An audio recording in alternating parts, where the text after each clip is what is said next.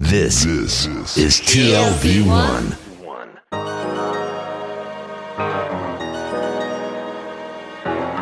The Tel Aviv Review. Hello and welcome to the Tel Aviv Review. I'm your host, Gilad Halpern. Every week we bring you conversations with authors about the books and research and other things that we like. And if you like us, please consider becoming a Patreon supporter by going to our homepage. That's tlv1.fm/Tel Aviv Review. Scroll to the bottom and click the big red button that says Patreon. Click and support us. Some of you have been doing this for months and years, and we simply cannot thank you enough. My guest today is a historian at the Open University of Israel, specializing in modern European Jewish history. He's also the director of the Center for the Study of He's also the director of the Center for the Study of the Holocaust in Germany at Yad Vashem and a board member of the Leo Baeck Institute in Jerusalem. He's the author of numerous books, most recently Space and Time Under Persecution, the German Jewish Experience in the Third Reich, that was recently published by the University of Chicago Press. Professor Guy Meron, hello and welcome back to the Tel Aviv Review. Very glad to be here. Thanks for having me. The book focuses on time and space, the temporal and spatial experience of Jews in Nazi Germany. Maybe you can start by explaining how time and space are understood as historical objects of inquiry.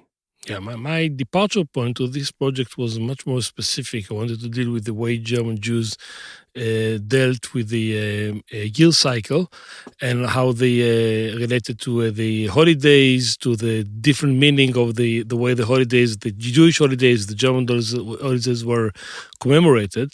But as I went deeply into the sources, I realized that the real topic is time. This was my departure point. And time is not only a neutral vessel in which things are happening, but it has its own life, its own vividness. And the way people experience time is also historical research of topic, and it's very clear in philosophy. I mean, the best example, I think, well known is Bergson's philosophy of time is talking about the difference between physical time and durée, the way people experience time. And I was beginning to ask myself this question, and then I realized there is a new field of sociology of time, relatively new field.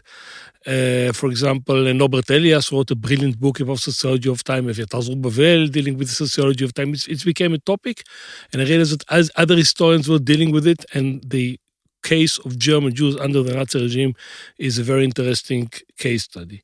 And then while dealing more and more with time, I realized, and this came from the sources, not from an abstract thought, that dealing with time without dealing with space is not only telling half of the story. So this was a departure point. And again, space, again, is not only a neutral coordinates that you can be here or there, it's got a qualitative meaning.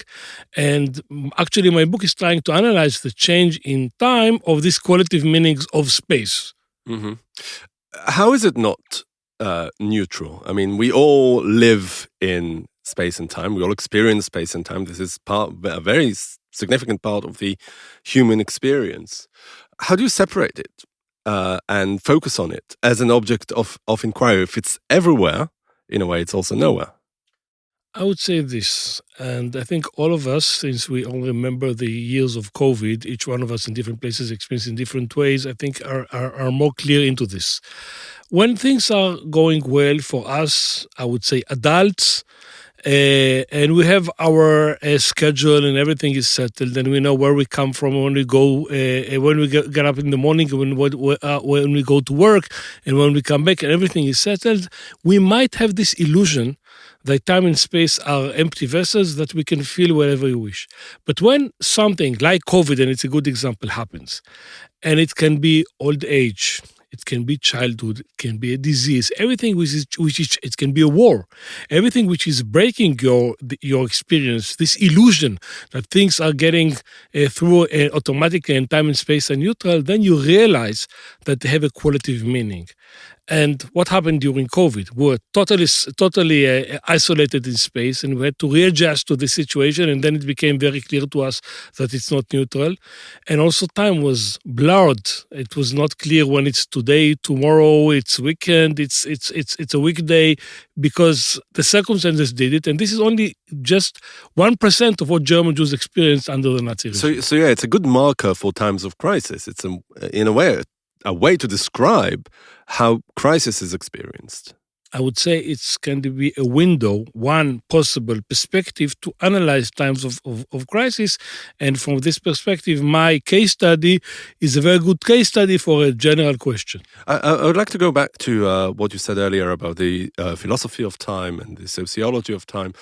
A main feature of those works is that time as we perceive it in the 20th century, and maybe before as well, is a very modern concept. And in a way, what the Nazis did was to deprive those Jews of their modernity, of the modern experience. Can you maybe elaborate on the modern aspect of time and how it was deprived? I mean, I think, again, the modern vision of time and the liberal experience of time, or I would say the liberal masculine experience of time, which has to do with career, with development, is a more linear aspect.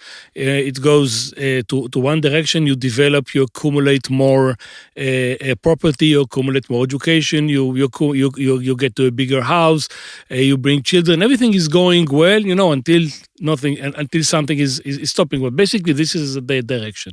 And by excluding German Jews from the German society, and German Jews were clearly part of the upper echelons of the German bourgeoisie, they were actually kicked out of this experience. But I should add that this was only a part of a more general challenge that the Nazi raised vis-a-vis the modern experience of time. For example, the idea of the Reich of 1,000 years, it's a little different than the liberal vision of time. Mm-hmm. Because it brings eternity. I mean, nobody thinks in range of 1,000 years. Only if you deal with geology or things which are much beyond 1 or 2 or even 3 generations. And when you put a political entity and describe it in concepts of 1,000 years, you see that you're going out of the regular modern liberal conventional version of time. Mm-hmm.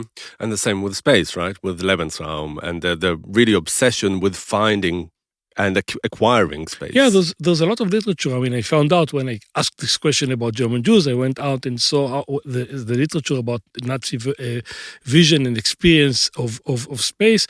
They also tried to rearrange Germany and to rearrange the experience of the Germans, the members of the Volksgemeinschaft, the Aryan, of course, non-Jewish community of people of Germany should experience space and time in a different way. This is part of the Nazi vision, and Jews will be, of course, excluded from it. Mm-hmm.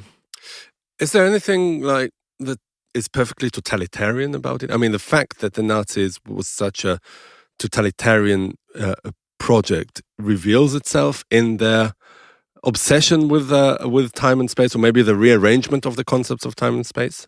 I think so. Let's first say that the concept of totalitarian, which to my knowledge was born in the 1950s, 1960s, were trying to adjust and to see what's the common between Nazi Germany and Stalinist Russia, is today discussed. Maybe it's not so self-evident how to see it vis-a-vis current anti-democratic strands. But basically, I think the answer is yes. I mean, if the idea of totalitarian regime is to be in control of all human experience, not only a political regime, but also something which goes much deeper to the cultural, to the basic experience of individuals and society. It has to do with governing and taking hold of time and space. Mm-hmm. And how do you approach the sources with this in mind? Yeah, that's the $1 million question, I would say, or maybe a few $1,000s, which I got as a grant, because I had to convince that.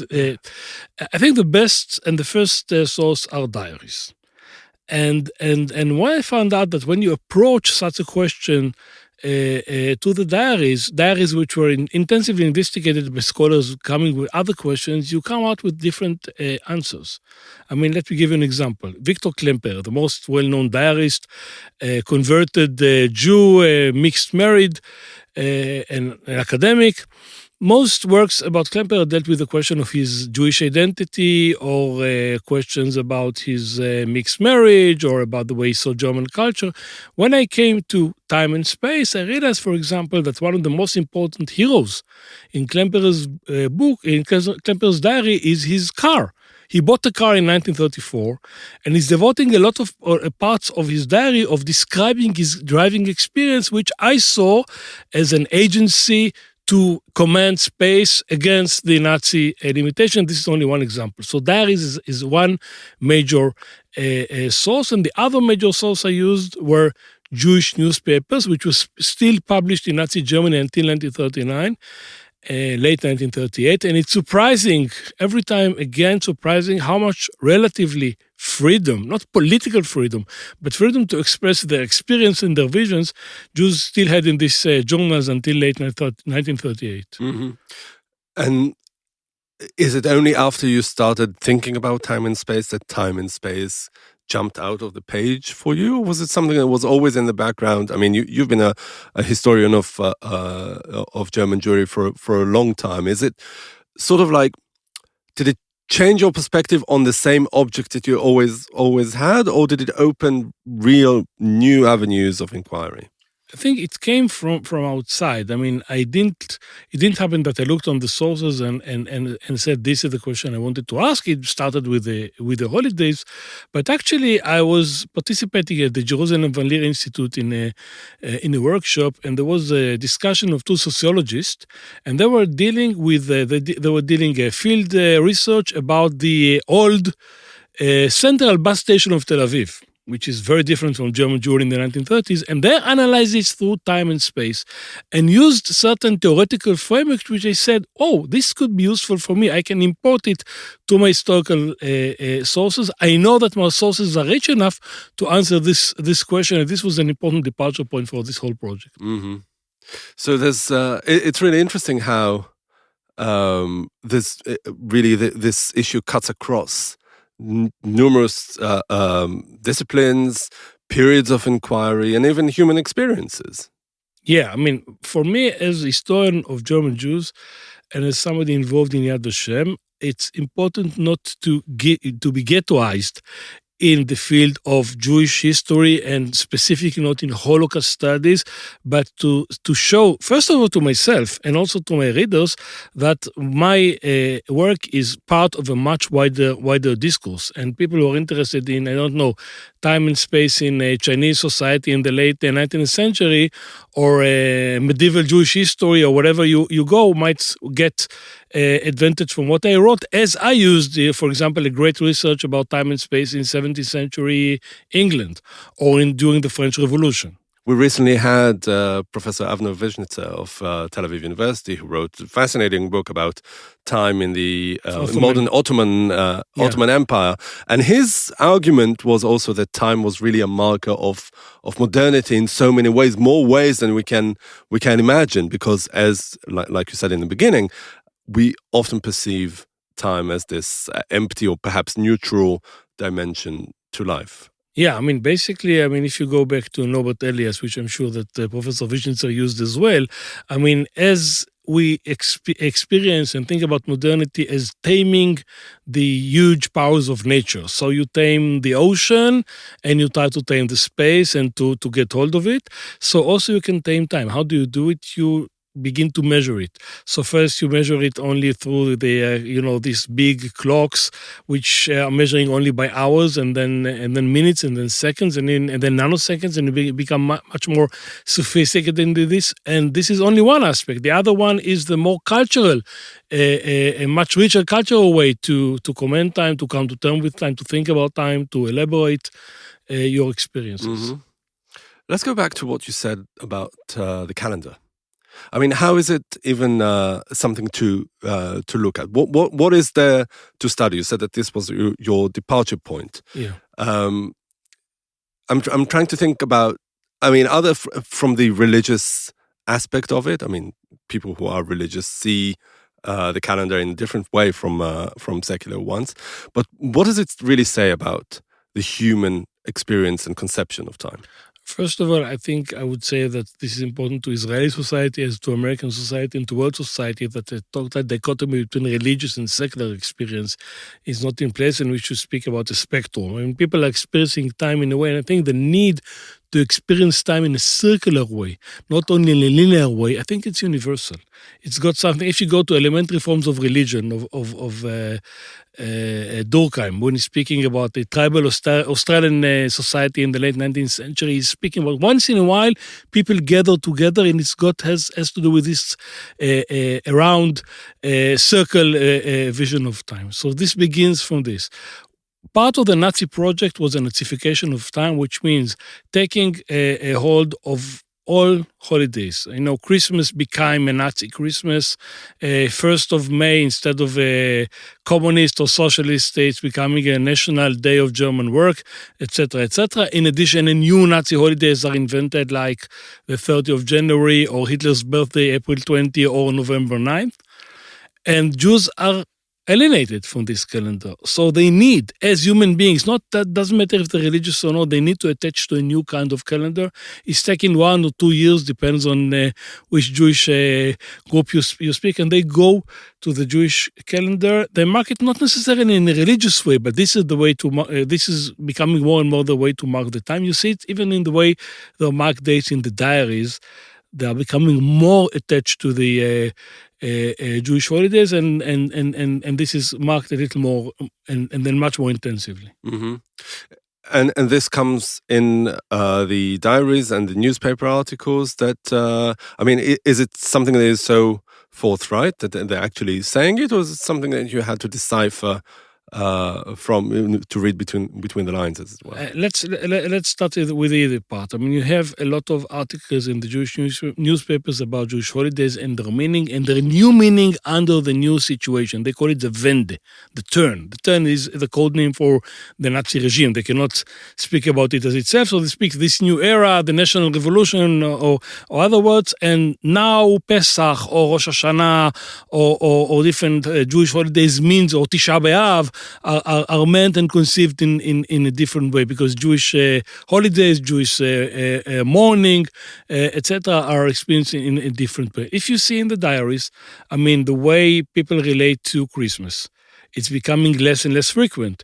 The way people relate to Hanukkah and to other Jewish holidays is becoming more intensive. Even in the diary of Klemperer, who is non-Jewish, is converted, so he's not writing about himself, but he's talking about other Jews in his surrounding. He's from the early 1940s. He lives in a Judenhaus, in a Jewish house in Dresden. So he's writing about some other members of this community who are experiencing and reporting more about Jewish time. Mm-hmm.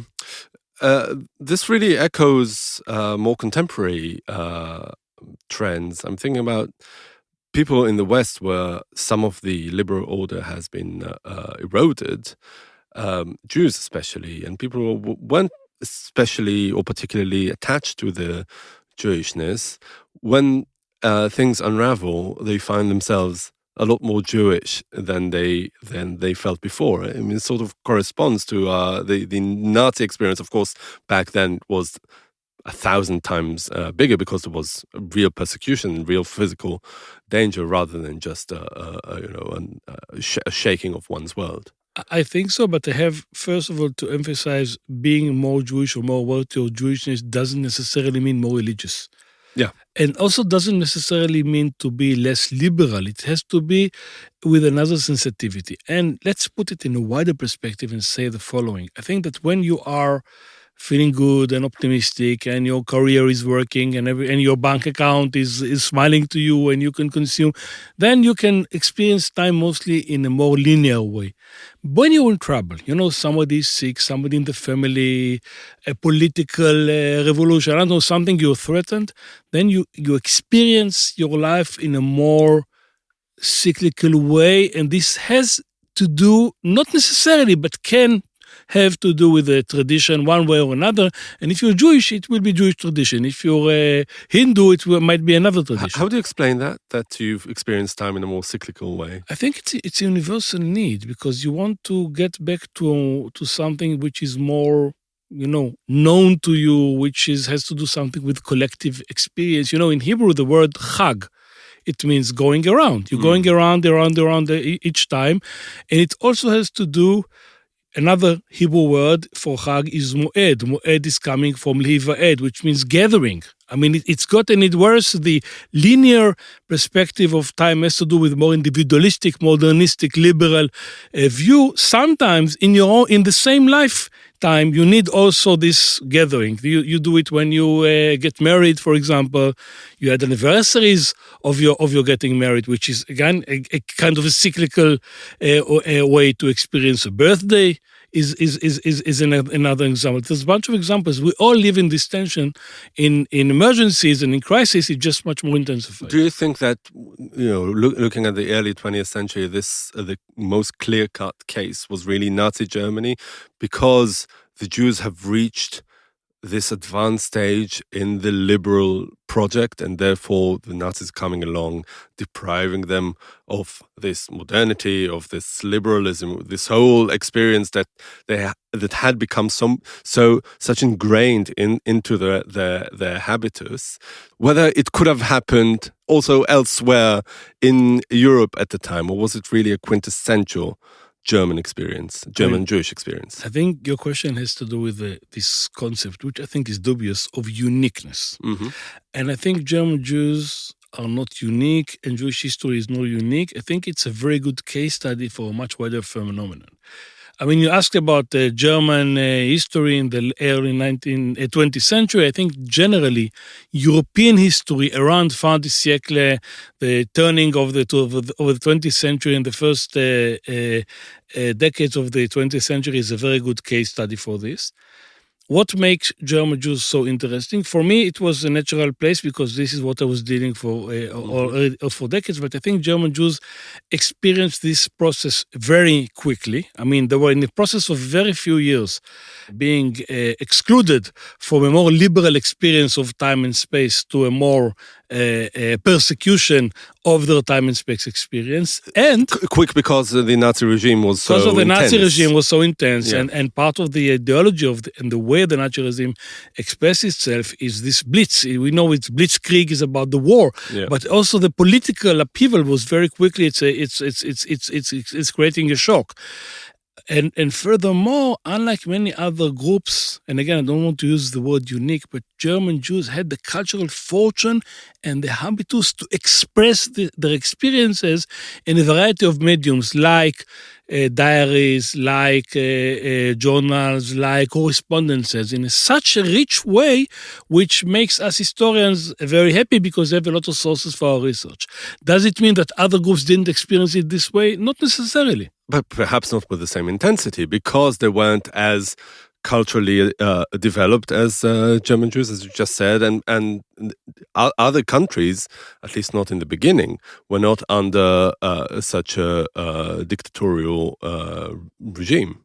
Perhaps, but certain part of Polish Jewry was also very modern. They had their own experience.